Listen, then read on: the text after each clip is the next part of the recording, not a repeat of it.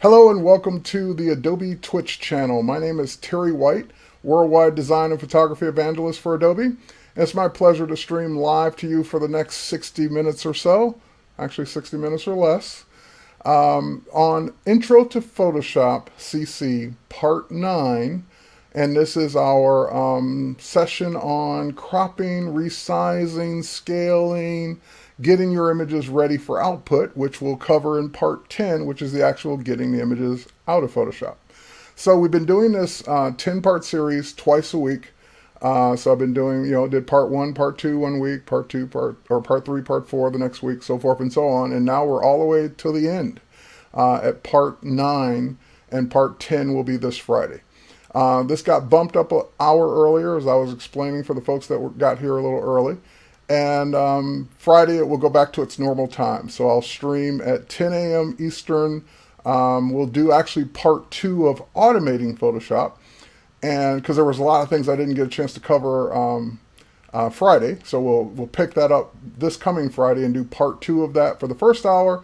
And then from 11 to noon Friday Eastern this week, we'll do the wrap up of the Introduction to Photoshop part 10 of the 10-part series, which is the learning stream. All right, so if you're catching this on the replay or video on demand on Twitch or YouTube or wherever you're watching this replay, this is a live broadcast, and therefore I am going to be pausing from time to time and talking to the people in the chat. And you could be one of those people in the chat by joining us live at twitch.tv/Adobe. And you could just create an account if you want to chat, or you just watch. There's no cost. This is a free broadcast. And there's someone streaming live on the Adobe Twitch channel at least 17 hours a day, 7 days a week. So if you want to watch creative content being created, if you want to watch people teaching everything from Photoshop to Illustrator to InDesign to animation to video to audio, or experience design, or anything in between, you can see it live at twitch.tv/Adobe all day, every day, 7 days a week. So I'm happy to carve out my part of this morning. And we're going to pick up right where we left off in Friday's stream of introduction. This is for beginners. And so that means this is for people that are either new to Photoshop or don't have a lot of experience with Photoshop, and they're like just kind of lost. They kind of want to know how to do things better.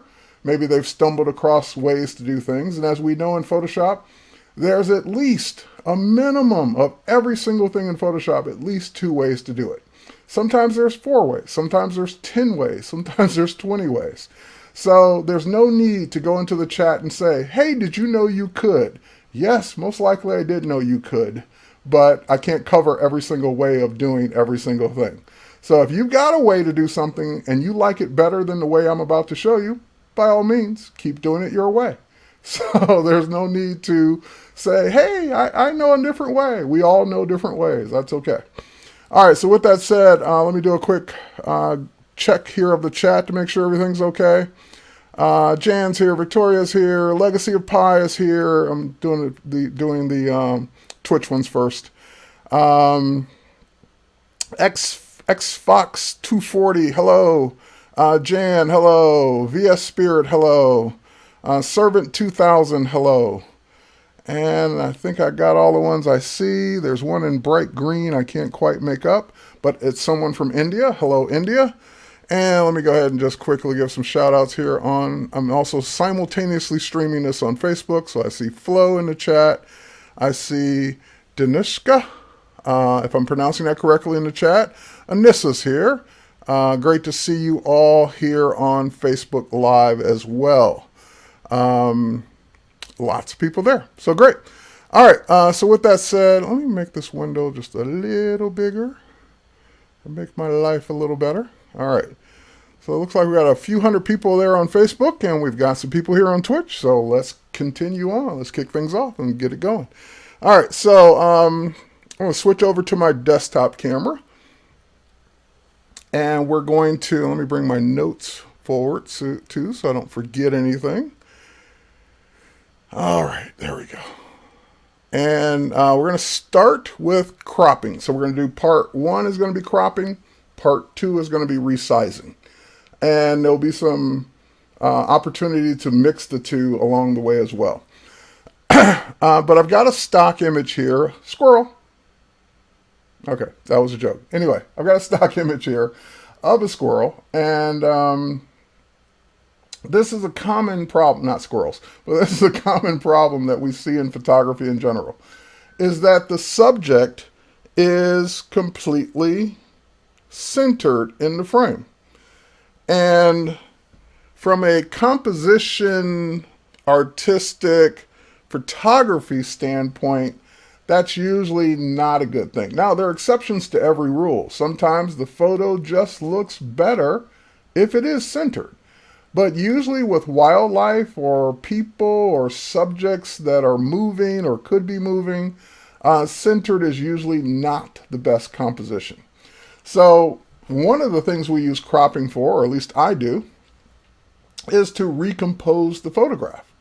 And the crop tool in Photoshop is very good at that, because not only does it let me crop both non-destructively and destructively, but it also allows me to crop using what's called the rule of thirds. And I'll explain that especially for the new folks as well.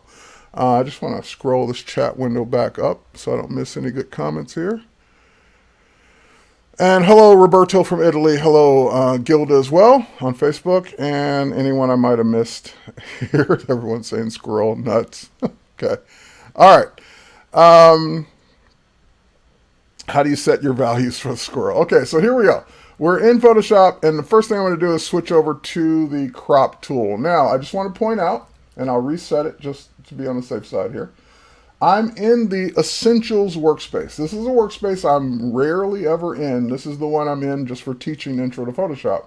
But this way, if you are in the Essentials workspace, everything I'm going to show is going to be in the same place, hopefully, for the most part. And I reset it, so in case I moved anything, it's now back. So the crop tool is going to be right here, and it's going to be like the 5th tool down. Now there's more than just the crop tool. We're going to get into that also. But when you click the crop tool, what it will do by default, unless you've made some setting changes, what it will do by default is put a bounding box around your image. And this is great because the old classic way the crop tool used to work is when you click the crop tool, you would have to drag out the area that you wanted to crop. And it would basically mean that you would be doing 2 or 3 steps to get it set up the way you want it. Now, it gives you the bounding box and you just drag the handles to crop the image the way you want. The other thing is that if you do like the classic environment of cropping, you still can. You notice that the tool is still a selection method. So if I want to crop this image like so, I can still drag out and crop the image. I don't have to use the handles unless I want to. So even though you may be a purist from the old days of Photoshop, probably not in this class, and you could even go in and say, no new things for me, I don't like it. You can go in and say, use classic mode. There's an option for it right here in the settings for the crop tool. You can say, use classic mode. It'll turn off all the new cool stuff that we love, and you can go back to your old ways.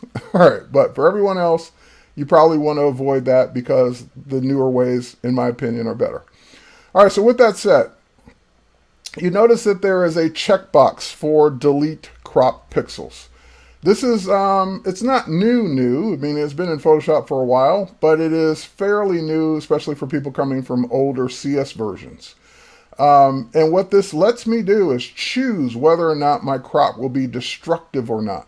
So I rarely ever have this turned on, because if I turn it on, what I'm saying is whatever I crop, I want Photoshop to permanently throw away those pixels.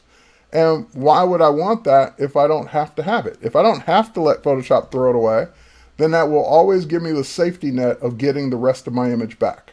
All right, so I'm going to leave that turned off. And now I'm just going to go ahead and grab a handle and pull in. Now, the minute I start pulling in, you notice this grid appeared? This grid is what's referred to as the rule of thirds. The rule of thirds basically means that naturally our eye pays attention to where these lines would intersect in a scene or a subject or whatever. Rarely does your eye concentrate or focus on what's dead center. You normally are focused on the things that are not dead center. So if I really wanted the attention to be on the squirrel, what I would do is crop so that the one of the intersections is on the squirrel, because your eye is going to be naturally drawn to that spot. Now, the other thing that you want to do just in general when it comes to, well, you know what? I'll do it on the next photo. I've got another photo that will point that out more. But anyway, I've got my crosshairs, so to speak, right on the subject, and that's what I want to focus on. So you get 4 shots at it. You get one here, one here, one here, and one here.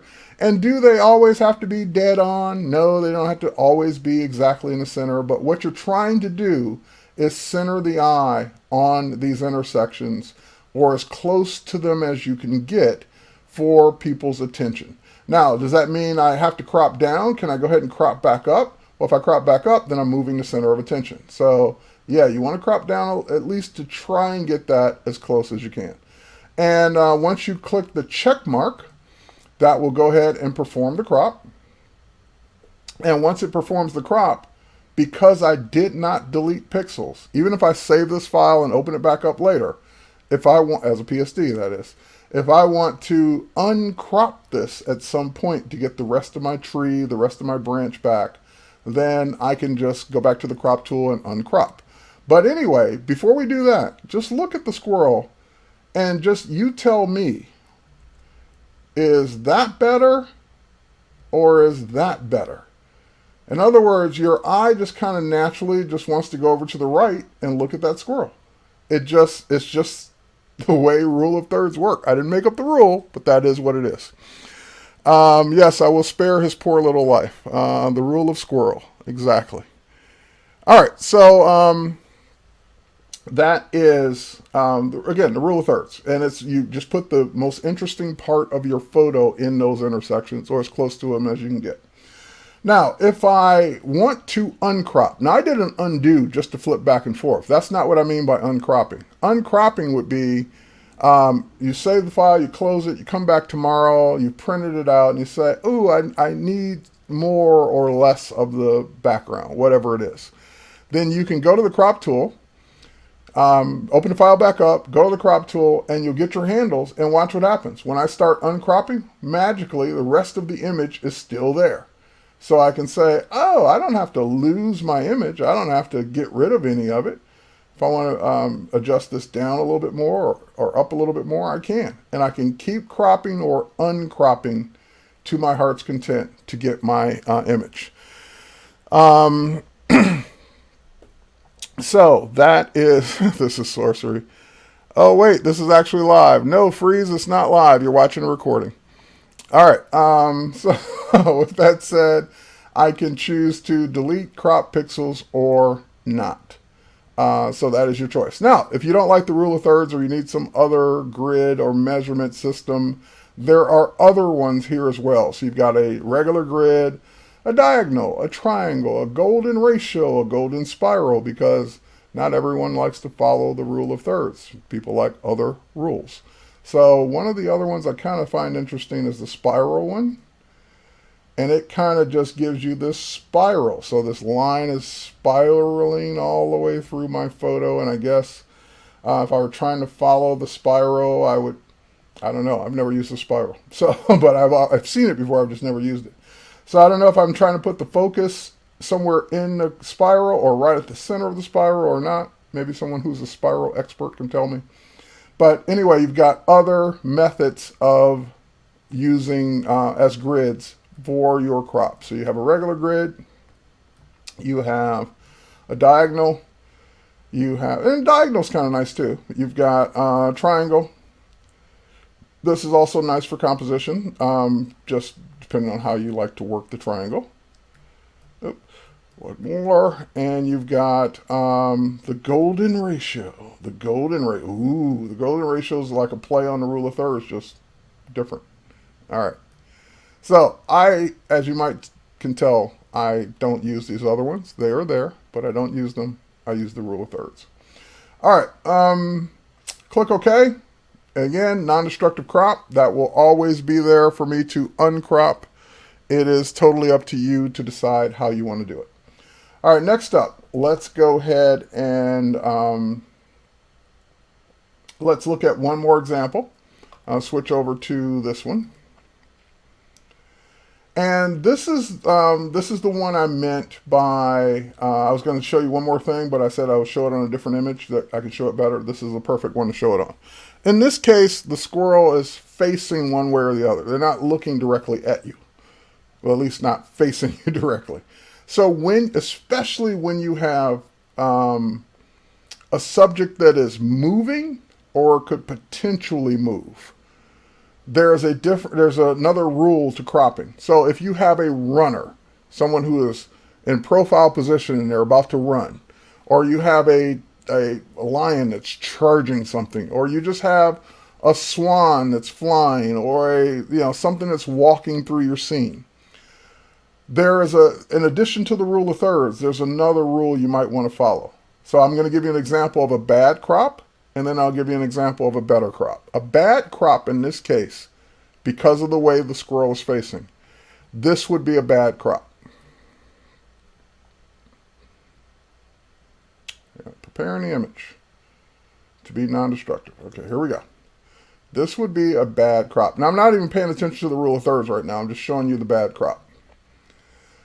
Now, why is this? We'll let it finish, but then I'll ask you, why is this a bad crop? This is a bad crop. Why? Forget about the rule of thirds for a minute. Let's say I did focus on the rule of thirds for that corner. Why would this still be a bad crop?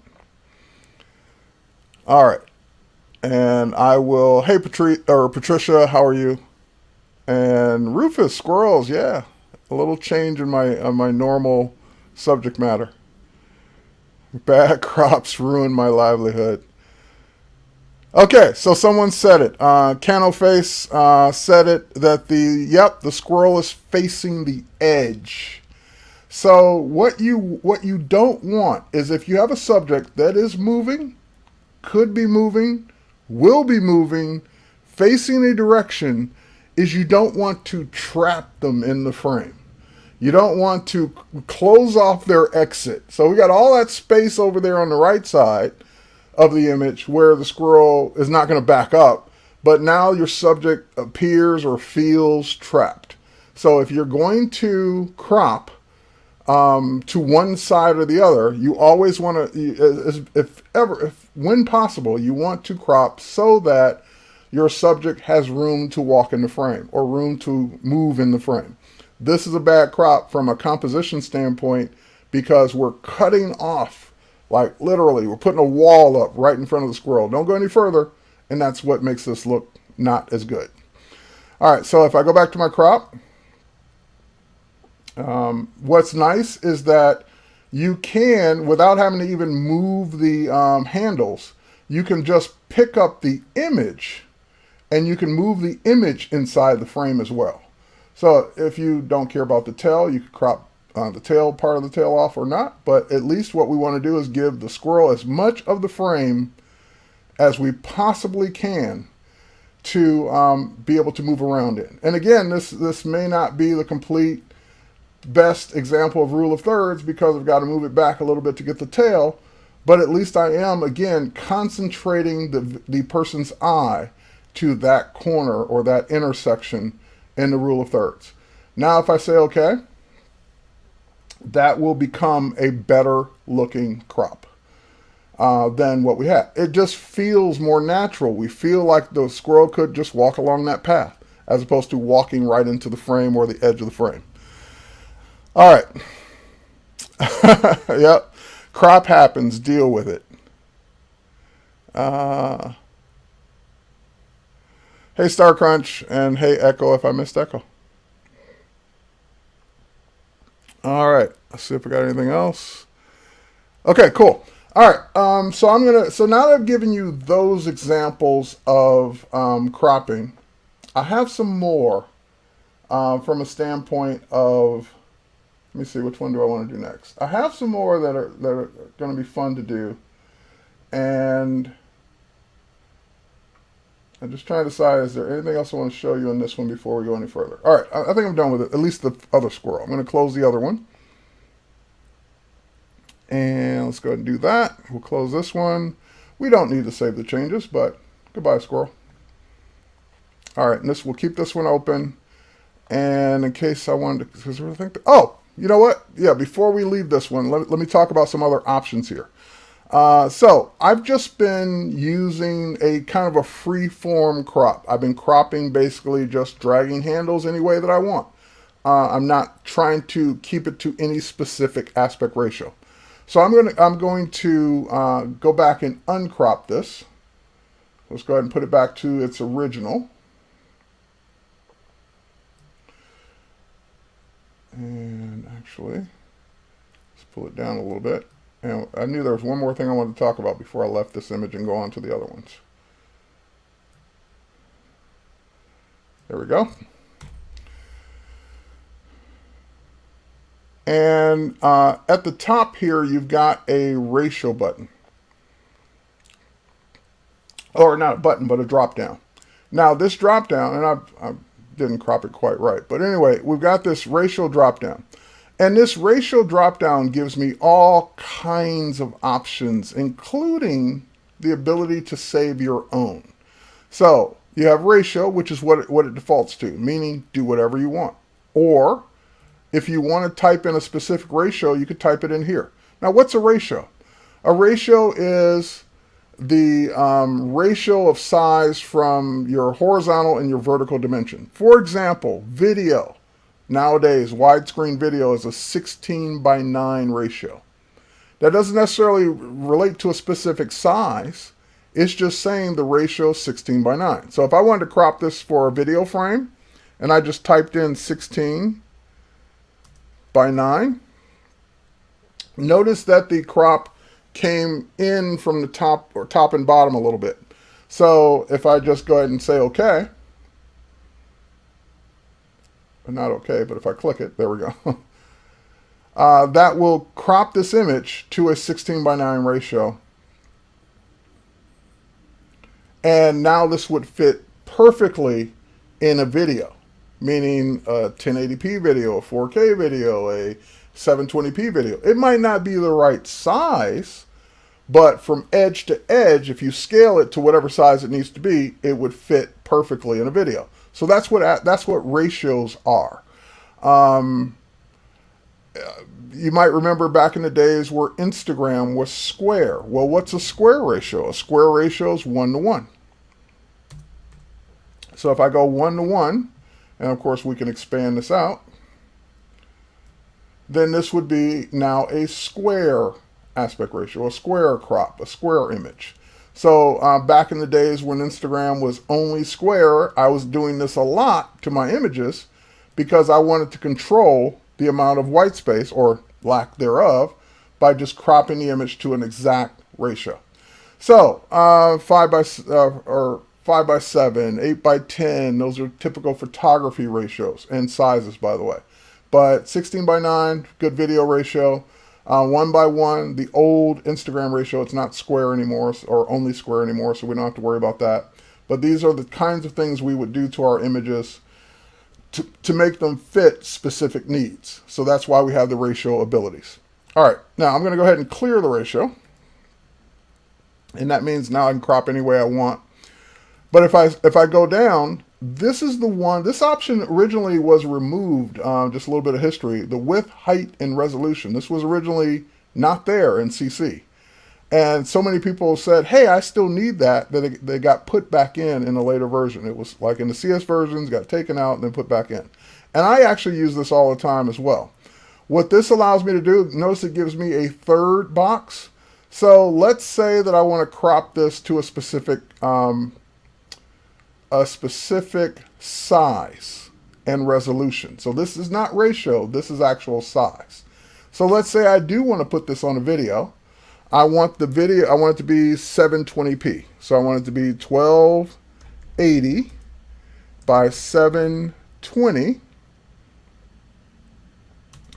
And then I can put in whatever resolution I want this to be. So if I only need it to be 72 pixels per inch, 300 pixels per inch, whatever that is, then I can type in that pixels per inch as well. So now I can make this, and again, it'll size it to whatever I need it to be based on my crop handles, but whatever I scale this up or down to, this will now be a 720p image by the time I click the OK button. So now it's recropping that down to 720p, 1280 by 720. All right. The other thing is that when you're cropping, what you don't want to have to do, notice how much smaller that got? Because what I don't want to have to do is scale an image up. I don't want to have to, if I can avoid it, add resolution. So this image is a DSLR quality image. It's many megapixels probably. And so when I scaled it to 1280 by 720, which is relatively small these days, it actually made the image smaller. That's still, if I go, if I zoom out or zoom to 100, at 100%, that is 1280 by 720. That is the exact size of a 720p video frame. So you can put in your width, height, and resolution, and it will go ahead and put that in. It will constrain your crop to be exactly that when you click OK. So whether you crop into just a little part of the squirrel and you have enough resolution to make that 1280 by 720, or you crop into a bigger part, as long as you got enough resolution, it won't upsample or upscale the image. We're going to get into sizing in just a minute. But that's what the width, height, and resolution is. So now let's say that I wanted to put this on social media.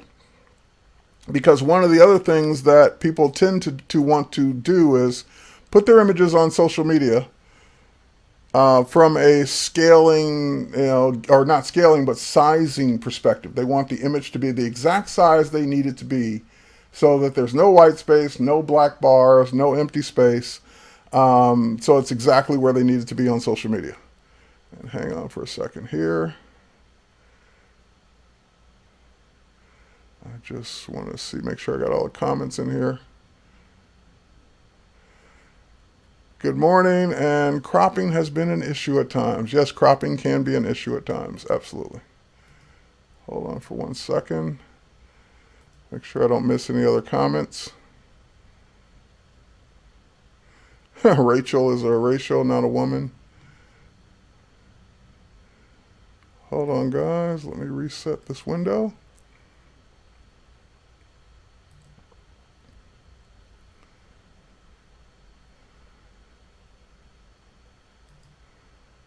I got one browser window acting a little funky here. Hold on. All right, so I'll talk about it while I'm waiting for this window to refresh. So let's talk about the fact that you might want something to go onto social media and you want it to be just the right size. One of the best examples I can give is, let's say you want to create or make an image that's a perfect size for your Twitter banner, your Facebook banner, your YouTube banner, your basically a social media banner. Now, one of the ones that comes to mind is ever since Facebook has given us the ability to have a nice custom banner across the top, I've seen people struggle with getting an image that looks good in that space because it's a weird aspect ratio. It's a weird size.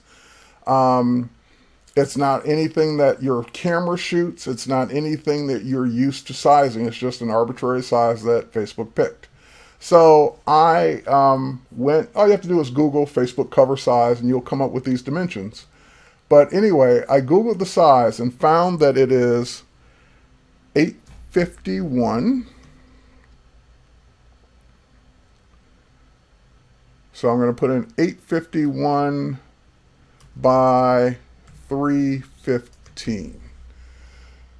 So 851 by 315 will give you at 72 pixels per inch, because you can go higher in the resolution. You can go 300, whatever, because it's gonna really scale it down anyway. So maybe you should go higher, but this aspect ratio, this size, is the exact size for your Facebook cover page. So now again, I got tons of resolution in this image, so I can certainly make this crop rectangle bigger. But no matter how much bigger I make it, I'm keeping the size or the aspect perfect for a Facebook cover page. So if I were to crop right now, we'll go ahead and click OK. That will give me the exact size I need for Facebook. It's the exact width, the exact height. There will be no white space. There will be no reason to pan it around or move it around. That will give me exactly what I need. Now, let's say I don't want to have to remember this or Google it every single time I want to make a new image for my Facebook cover. Then what I can do is I can go in and actually choose New Crop Preset from this pop-up menu. So when I do New Crop Preset, what that will give me is the ability to save it. And I've actually already done this. I just typed in the name, and the name that I gave it was Facebook cover. So that gives me, anytime I need to crop an image, I just go down to Facebook cover, and that gives me the exact size I need for a Facebook cover page. It gives me that 851 by 315 at whatever resolution you want to start with to save out your image or crop it specifically for Facebook. So that is one way to do it, so that you get the exact sizes you need for social media. Now, again, every social media site is different. So Twitter's banner image is a different ratio, different size. YouTube is definitely different, bigger, because they scale all the way up to a TV, all the way down to a phone. So you'd have to go Google each one to find out what the respective sizes are. Once you find them all, just make them as crop presets. That way, anytime you want a size for that social media site, you just choose the preset, and no matter what image you're on. So here, if I close this image, and I go to my other image that's open here, and here I'll even get out of this particular weird one for a second here. Let me jump out, go back to regular, let me clear it, and then get out. There we go. So now I'm back to the regular crop, but if I were to now say, hey, I want to crop this, it's not going to be a great crop because she's vertical and Facebook is horizontal or wide. But if I were to say, hey, I want this to be a Facebook cover page, then I can go Facebook cover, and that's going to give me a Facebook cover size, and then I can move her around in the image and at least get the focus on something more interesting than her neck. So if I move it around and say that, hey, we at least want to crop to her face, and that would then become my new Facebook cover size. So that way, as a crop preset, I never have to think about it again. I just put the aspect ratio in or the size in, and it gives me that size that I need. All right, so let's go back and let's choose regular ratio, and we're going to clear it, and we're going to jump out, and that will give us our regular crop again. All right, hang on for a second here. I thought I saw another question.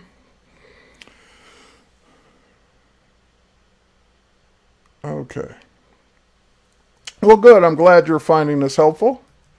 That's the point of the learning stream, is to make it as helpful as we can. And also, let me get this going here.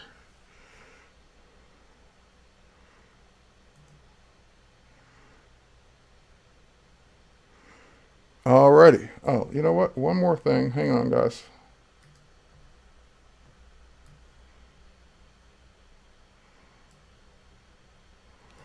Okay, so next up, we're going to talk about, we're going to get into sizing images now. Now, cropping can be used for sizing, and I'm going to show you a way to size an image in a way you might not have thought of to get the exact size you need. All right, so let me do one thing real quick here.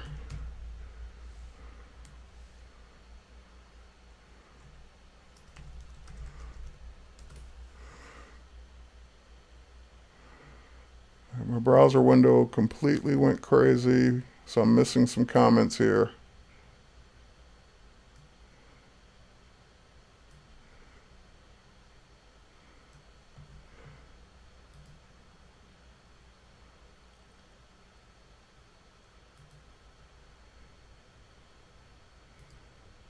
I think that'll help.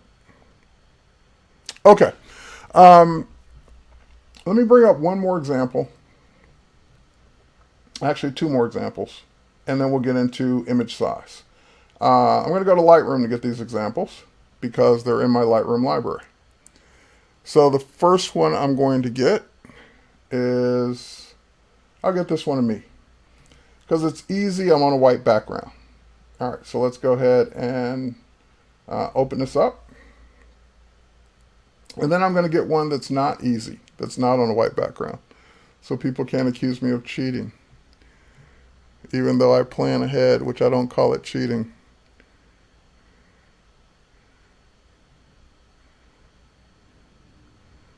All right, did I tell it to open that?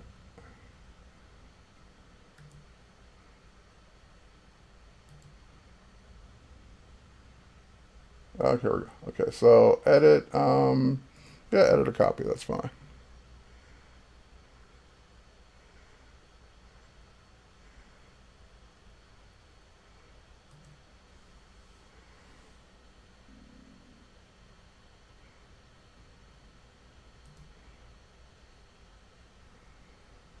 Okay, here it comes. So it's opening up a camera raw file.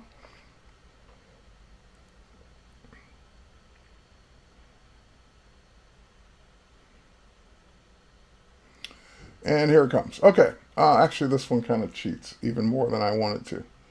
But all right, I'm going to put this on a white background to illustrate my point. I didn't know that I had already cut it out. So I'm going to put it on a background, flatten it, the whole 9 yards.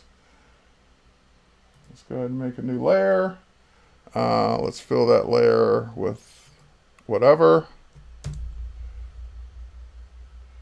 And then let's put that at the bottom. And now let's flatten it.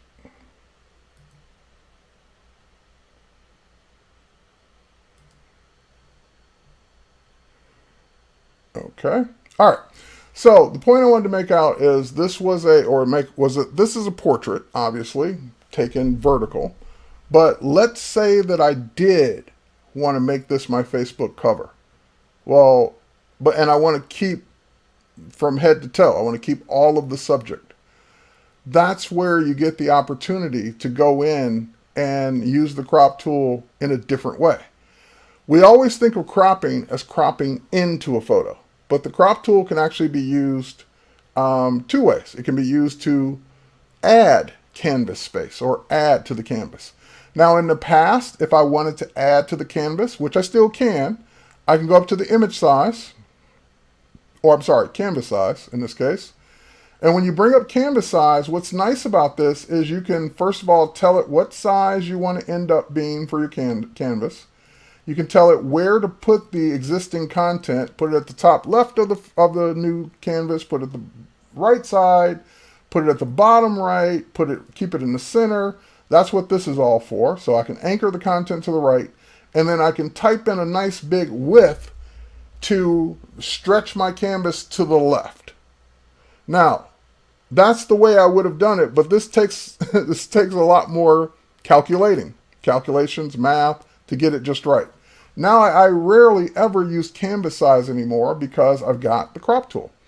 So if I go to my crop aspect ratio of Facebook cover, and that gives me this real short aspect ratio, and I say, oh no, that would be a weird crop. But keep in mind, you can not just pull into your image, but you can also go out. So I can go out and keep going out and keep going out and keep going out until I've got enough of the subject to fill that frame. I can go all the way out to the top and bottom of the image, but I don't necessarily need that. So let's say I go out to there. Now, I want to zoom out so I can see it all. And what that will give me is, it'll show me this image inside that big, huge, empty white space. So let's see what that looks like. And there it is. And I still need to move it down just a hair or up just a hair so I don't crop off the toe. All right. So now if I were to say OK, What Photoshop would then do is just simply add that much space to the canvas. So it's figuring it out, it's doing it. And it'll give me all that extra space to the canvas at the resolution of the original file, which is good or bad. So in this case, it's going to make a huge file. But that's okay. It'll give it to me, and there it is. Now, in the case of the background, now I can make the background whatever I want it to be, but in a lot of cases, your background is going to look kind of weird because this is easy. I put it on a white background, and it was shot on a white background. But if the background is different, then filling in all that extra space could be a challenge. And I'm going to give you a way to do that on the next image. But in this case, what I could do is either A, fill the image, create another layer below it, fill it with white, and hopefully it blends in. Or you might have some shadows along the edge that make it difficult for it to blend in. So what you could do is grab your rectangle tool, your rectangle marquee, the second tool on the tool panel, and just make a selection of some empty space, even if it's just a little sliver of empty space on the side. Now that you've got that empty space, and keep in mind, empty space can repeat because it's not a pattern normally that you would see. So if I make a new layer with that empty space, which is Command J, we talked about this in the layer episode. Now, the only thing on that layer is just that white bar.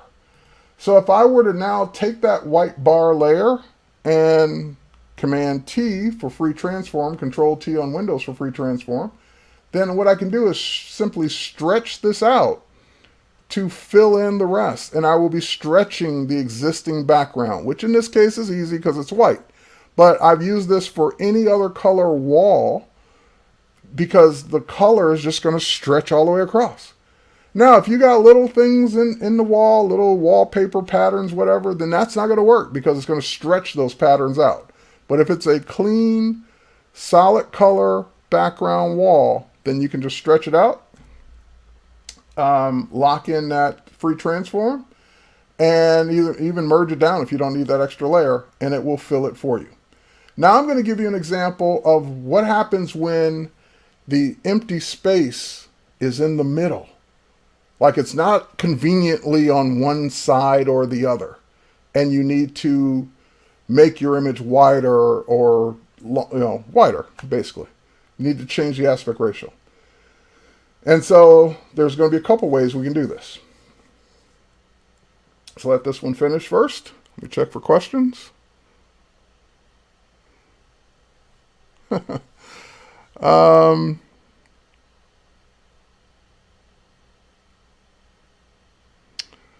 All right. So, and I appreciate your comment about the CPU, but again, there are a lot of things going on behind the scenes. I agree that a faster machine would be better in this case, but I have what I have. All right, so let's go ahead and close this. And I'm working with high-res files too, so that doesn't help. I'm going to close it, not save it, and let's go to one more. Let's go to this one. Here's an example that I want to use that I want I want to make this image, let's say square, just for the sake of example. And when I make it square, there's no convenient side that I can pull from. So let's go ahead and just open it up.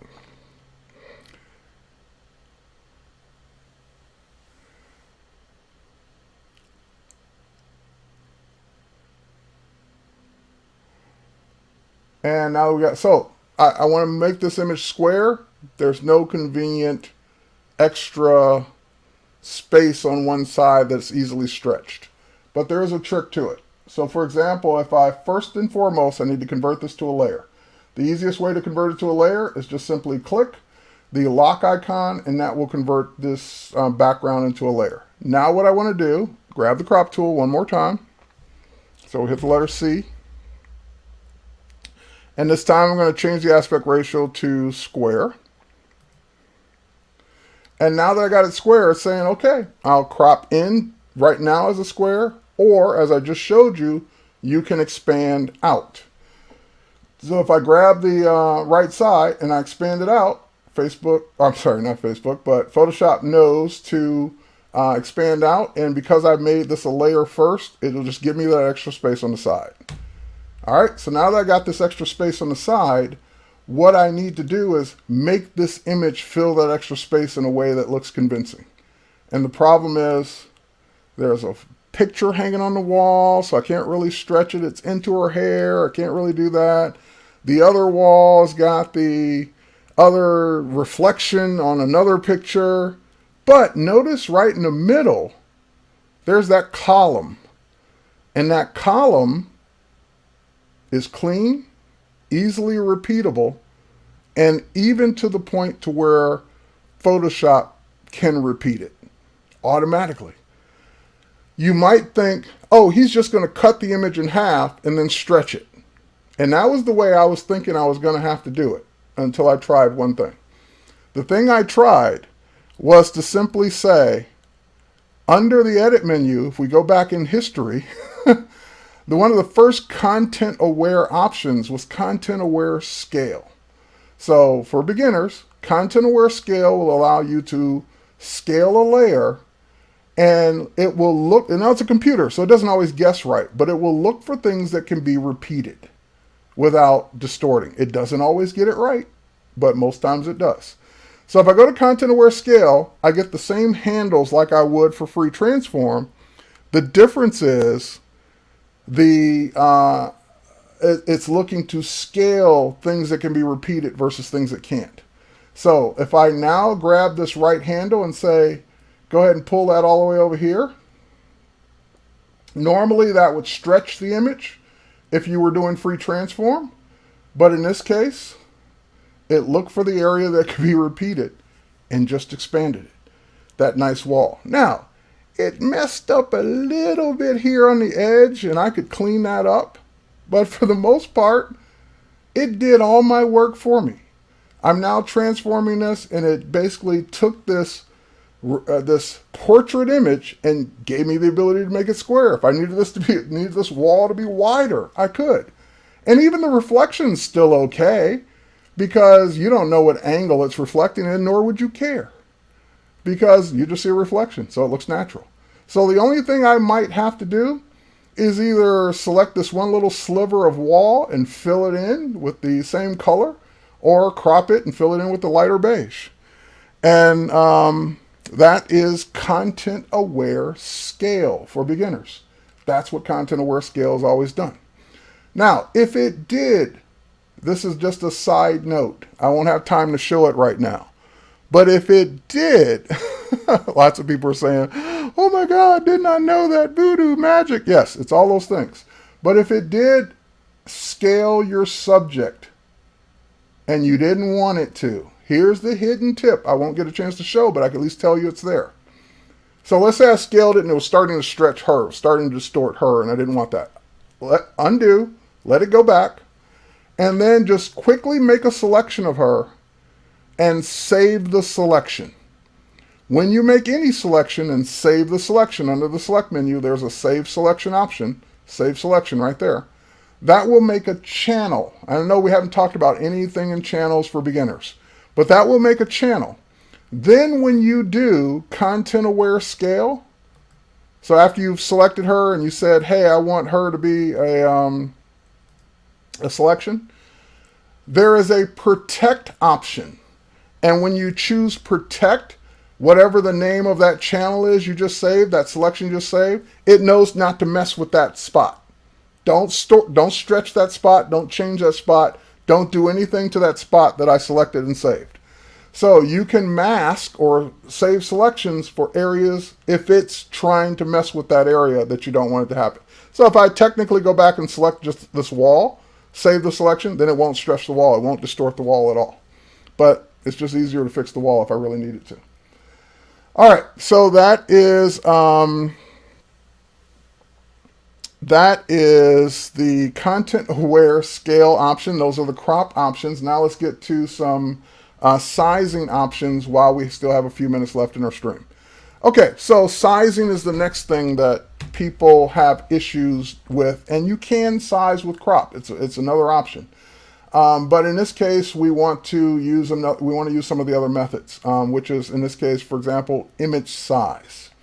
Now, you've always been taught, or you probably have always been taught with Photoshop, you don't want to ever take something that is small and make it super large. Because what happens when you do that is it will make the image look bad. All right, I'm going to go ahead and close Rita because this is a fairly large resolution image and we don't want it to be slow. So let's close Rita and let me get rid of my rulers, for example. All right, so now I've got this image and I'm going to also duplicate it. Let's see, let's do this. Let me duplicate it. And, oh, actually, no. Let me do it another way. Let me undo that. Let me right-click on it, and let me say, duplicate layer to a new document. All right, that'll give me a brand new document with this. So I've got Untitled 1, which is the one we just duplicated, and the original. I'm going to tear Untitled 1 off the pane here. All right, so let's just tear that one off. We'll keep that one over to the side. All right, so now we've got the original. We'll go back to this one, and now I want to scale it up, which is what you normally aren't supposed to do. So I'm going to go to my image menu, come down to image size, and when I go to image size, luckily for you in CC, this option is set to automatic. So it will do the best job for you. You don't ever have to think about it. But if I go back to the old way it used to do it, the bicubic, I think it was the bicubic smoother. That was the way it used to do it. And I say, ooh, this low res web image that's only 536 by 720. Well, I really need this to be an 8 by 10 or 8 inches or by 10 inches as close as I can get it at 300 pixels per inch. So there it is, close to 8 by 10, but I need the resolution to be a lot higher. All right, so that's going to take this image that was 1 megabyte or 1 megapixel or 1 megabyte and change it to 19. So it's going to really make it like 20 times bigger. So when I click OK and do it, it does it nice and quickly. But anytime you've done that in the past, it would normally soften the image, like the details are getting lost. Okay, so now let me go back to the other one, the one we just duplicated, and I'm going to do the exact same thing, image size, and we're going to change this to 300 pixels per inch again, but this time we're going to go ahead and leave it on preserve details for enlargement. And again, automatic will do it for you, but let's say we go ahead and tell it the new version. Click OK. And now let's get them side by side. Let's go to Window, Arrange, and we want to do 2 up vertical. All right, and we want to go ahead and move this one over. And what you should see is a lot more detail, a lot more sharpness in this one versus that one. If you look at the freckles, you look at the eyes, you look at the teeth. I don't know how well this is playing back on live stream, but even just the number of freckles, she's got more freckles that didn't get blurred out because of the upsampling. So if you need it to take something small and make it big, oh, sorry, wrong key. Either put it on automatic. Hell, you can really tell a difference when you zoom out, actually. Look at her face here and look at her face there. Look at how much was lost in the old method. Either leave it on automatic or switch it to preserve details, and that will make your image the size you need it. One last thing is that image size normally preserves the aspect ratio. So again, if I need this to be a specific size for, let's say, social media. Let's say I wanted to post this to Instagram. If I go to pixels, and since web is still mostly 72 pixels per inch, and I say that, hey, Instagram wants images to be at least or around 1080 pixels. It doesn't have to be square anymore, but at least wants 1080.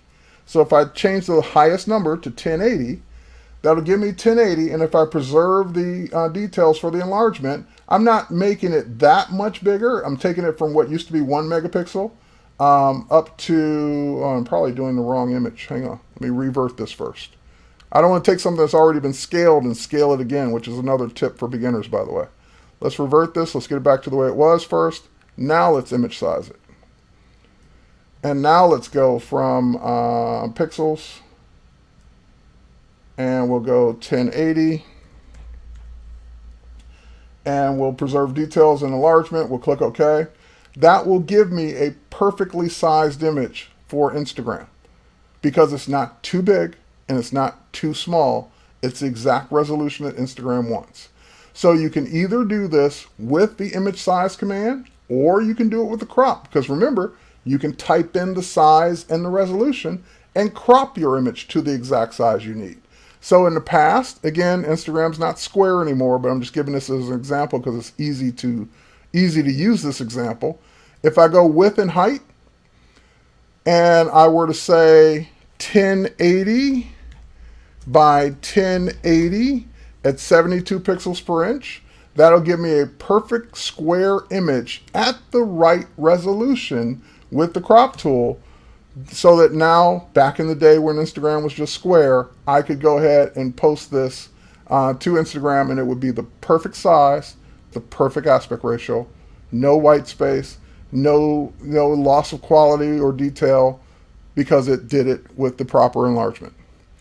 All right, I've got like 3 minutes left before we turn it over to the experience design or UX design stream that's going to come up next.